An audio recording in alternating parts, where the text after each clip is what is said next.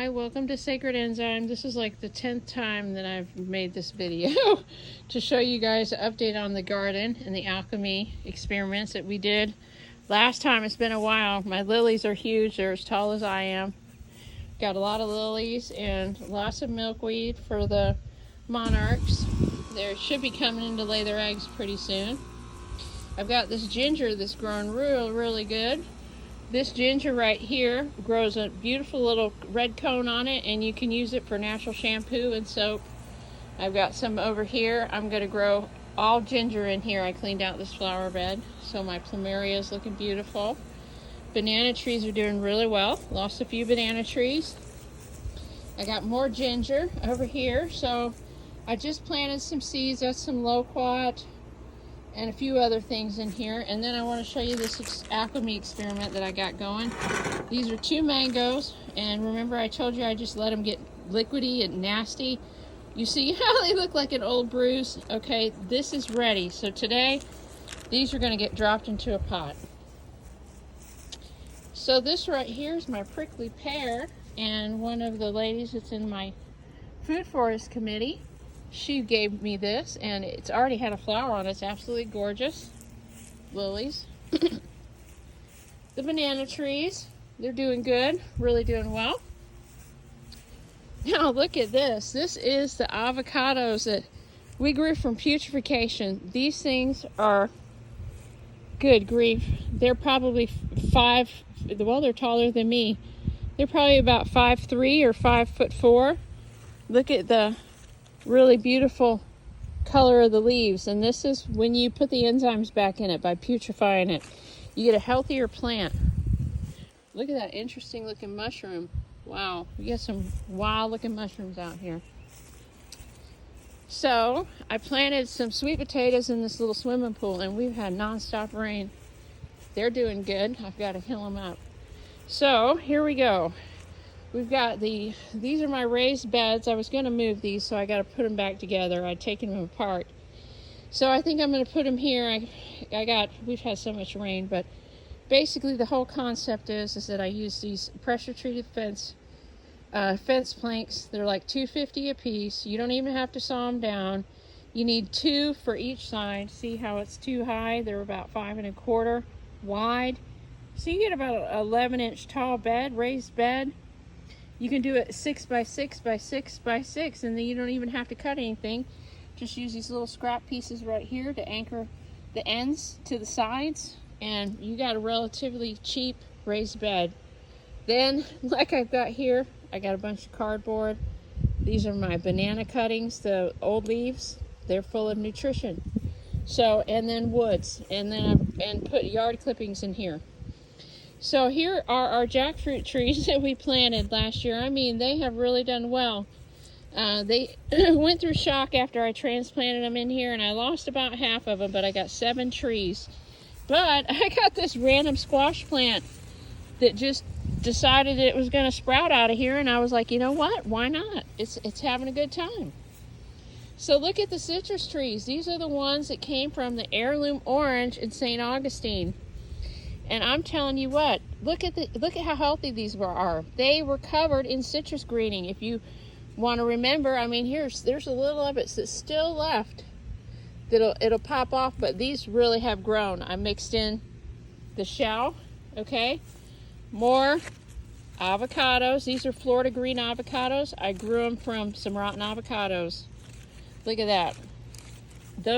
These are from Hurricane Milton. I put these in a pot before we were prepping for the storm, and I found them about 4 weeks ago. So I transplanted them, and they're doing great. So I've got 4 of those. And then another random squash seed. I'm telling you, these squash seeds are like 3 years old. They're just mixed in my dirt, and they decided to grow.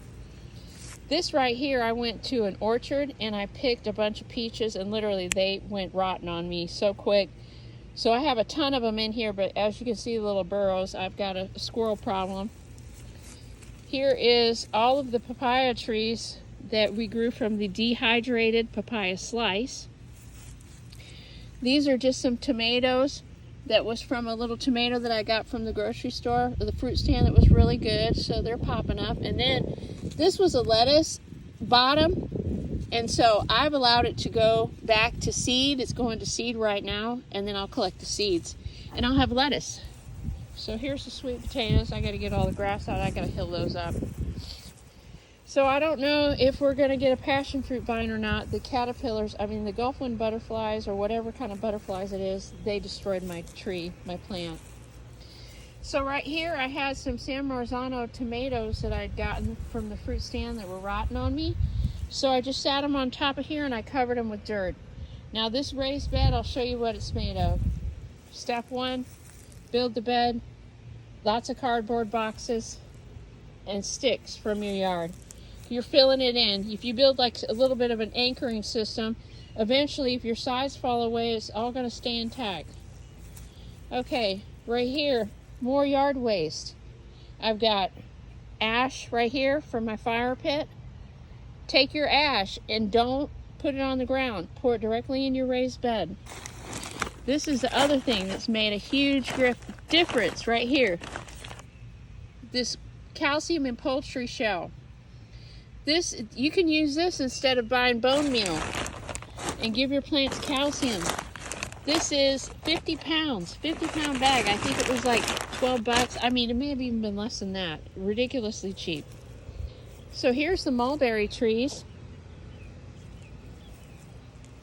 They're doing good. So then, this is the second thing that I did. I put peat moss. You can get a couple blocks of peat moss and some of this seeding straw.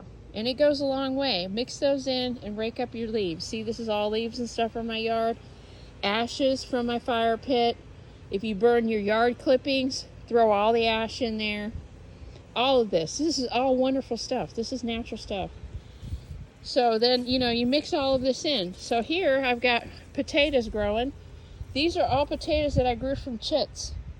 I kept getting green potatoes from the store. So I let them grow eyes and I have a bunch. I already need to, this is the third time I've hilled them up.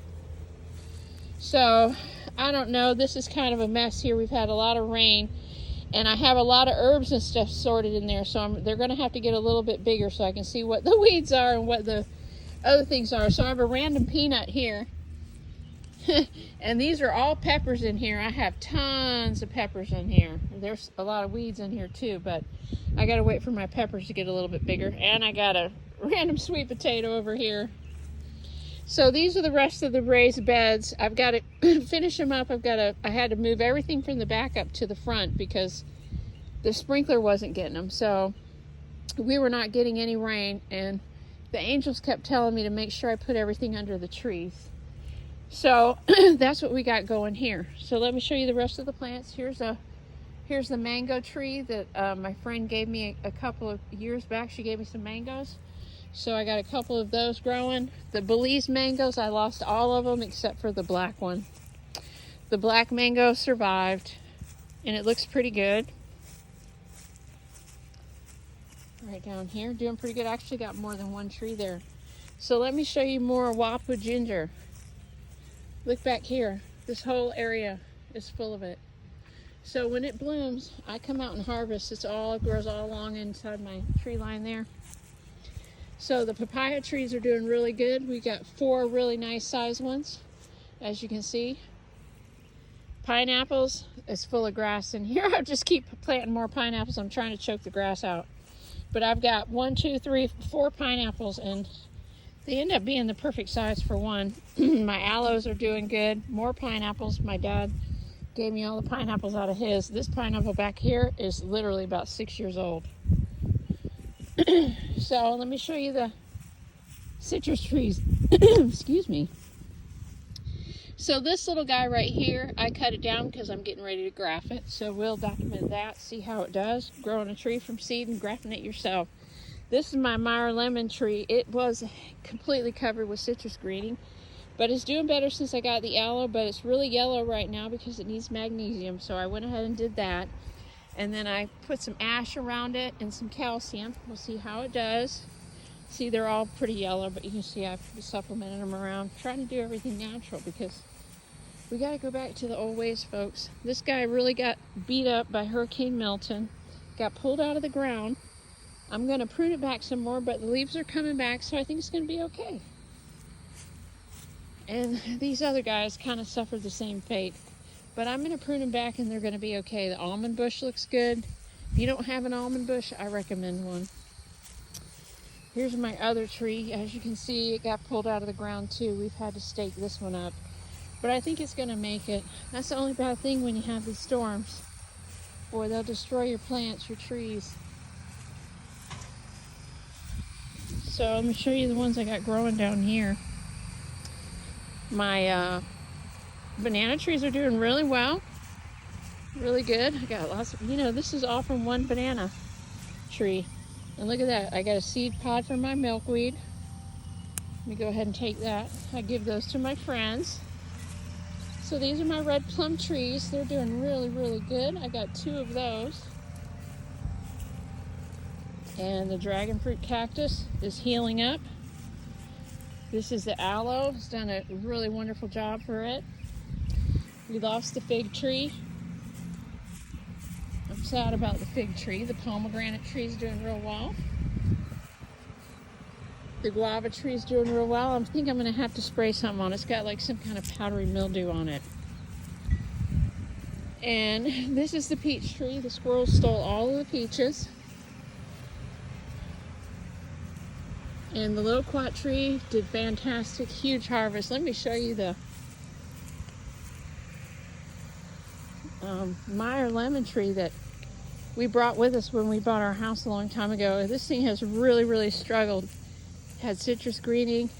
This is the biggest harvest we've ever had on this tree. There must be hundreds of limes and lemons on here. It's a hybrid. But I mean, it's absolutely full. That would have not happened last year, year before, or any other time. So I'm going to take you around to the side of the house, to the front of the house, because I want to show you the plumerias that I've grown. And it's interesting that I have favorite plants and they all seem to come from the same time. So this is one that I grew from a cutting. This is called Pink Cordate. It's beautiful. You see the little freckles it has on there? These are the ones my cousin sent me. She sent me a bunch of clippings.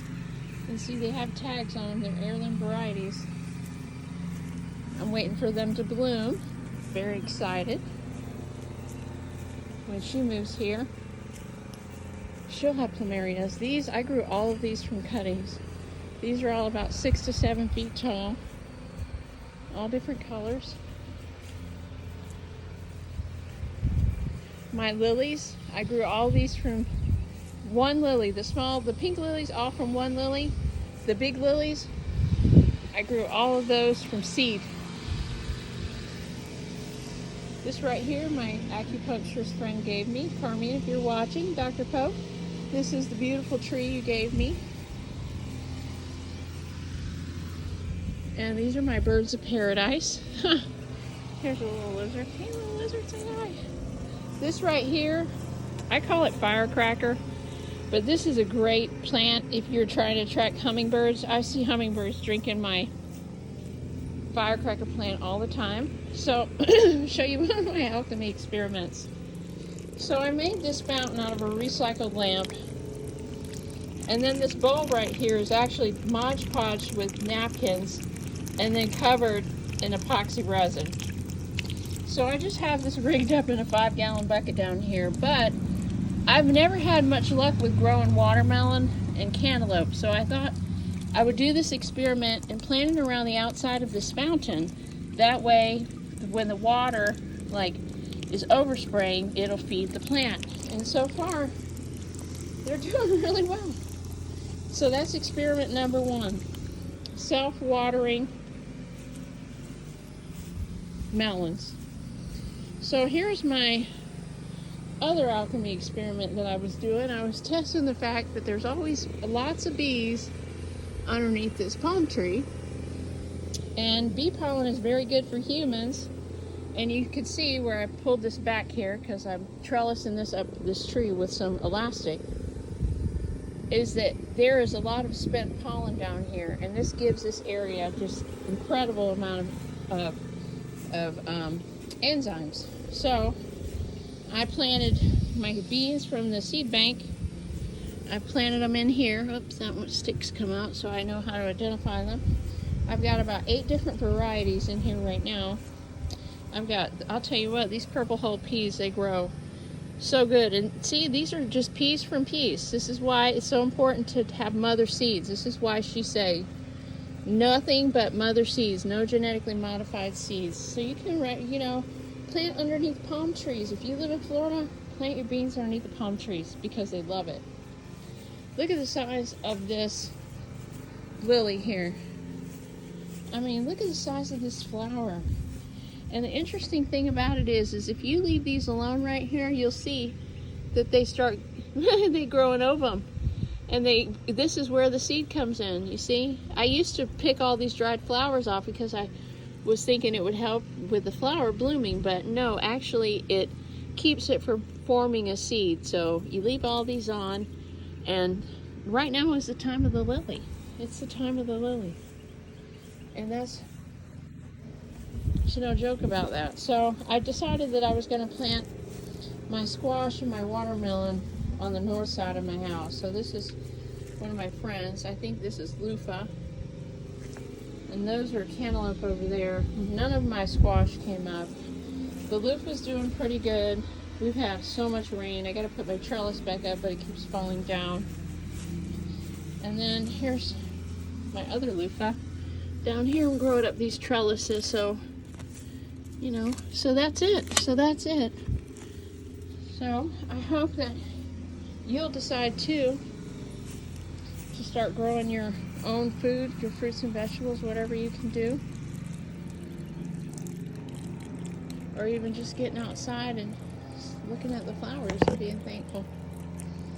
So with that, I hope you're as inspired as I am to keep doing the right thing and helping the planet. Thanks for watching Sacred Enzyme, and I hope to catch you on the next one. Bye-bye.